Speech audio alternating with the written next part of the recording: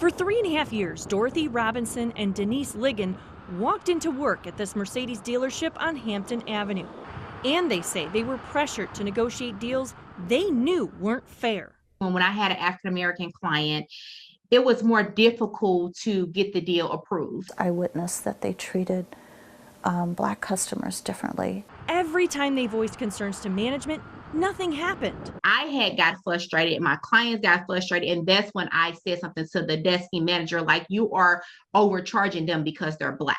So they joined forces, suing the dealership's parent company, TriStar Imports, for discrimination and retaliation.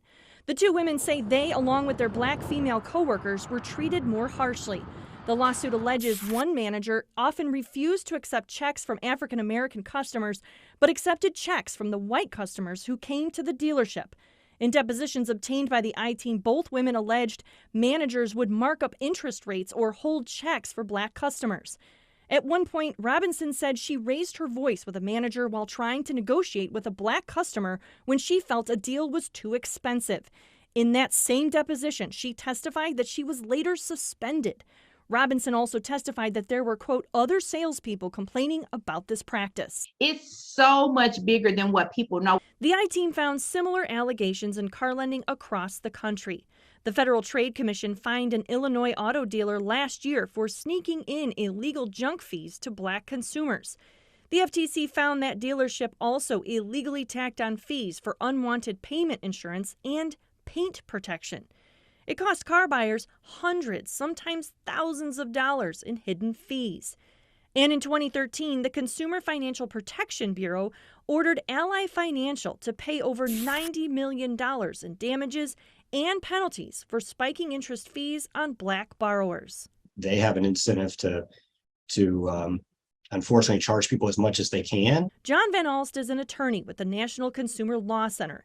His group has researched discriminatory car lending for nearly 20 years. There really isn't any transparency and people don't know what's happening. It's hard for a consumer to even know if they were discriminated against. You can't tell after you walk out of the dealership. A report by the center revealed that auto financing companies often charge Black and Hispanic consumers between $300 and $500 more in interest rate markups compared to white borrowers.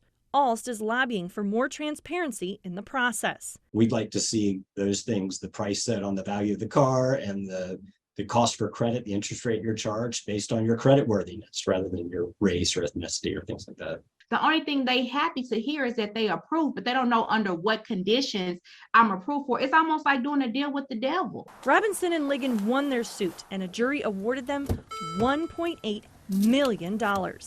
They hope it leads to fair deals for car buyers of all races. It was someone believing that what I had talked about for so much time, many years, finally they believed me. TriStar Imports declined our request for an interview 3 times and has paid the $1.8 million judgment. The NCLC recommends if you're going to get a car loan, finance it through a bank or credit union where rates are typically lower. For the I-Team, Christine Byers, 5 on your side.